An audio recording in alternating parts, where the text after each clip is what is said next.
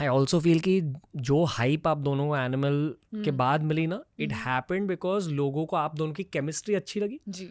And one layer deep मैं मानता हूँ कि वो केमिस्ट्री अच्छी लगी क्योंकि आप दोनों फ्लो स्टेट में बहुत ईजिली जाके एक्टिंग कर पाते हो.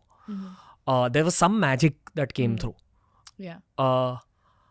उनके साथ स्क्रीन पे शेयर करना कैसा था ऑन एन एनर्जी लेवल, ये पूछना चाहूँगा.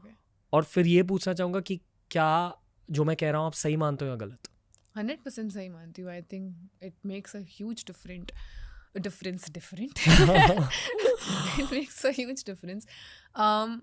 एक तो I think as an actor now you have to be very very honest and calm as a person. I feel when you're calm and when you're not insecure, when you're just sure about what you're doing and you're a good person, you believe in helping others, I think that makes all the difference. That all these things, they make the scenes work, and then they eventually make the film work.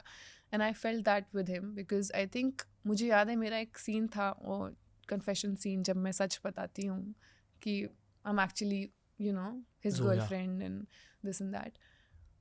मैं उस दिन इतना pressure में थी ना कि मैं perform ही नहीं कर पा रही थी. लाइन्स बार बार भूल रही थी.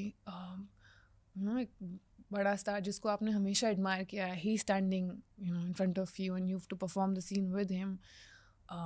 और ये इनिशियली शूट किया था हमने ये बिट, तो कुछ तो ऑफ था उस दिन. और मुझे लगता है कि मैं रो जल्दी देती हूँ, रोना इजीली आ जाता है मुझे. उस दिन मुझे रोना ही नहीं आया. दुनिया भर हर चीज़ ट्राई कर ली, experiences, this that, exercises, nothing was working for me. That day I felt उस दिन मुझे सिर्फ एक सपोर्ट चाहिए था फ्रॉम समवन कि यार don't worry, we are there. That is what I felt.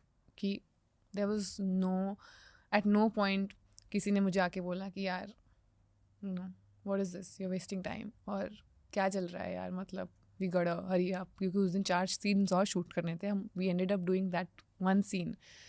But किसी ने मुझे आके प्रेशराइज नहीं किया. In fact he was like, how do you want to do it? You want to do your close-ups first or you want to do mine? Like, however you want to do it, we'll do it that way.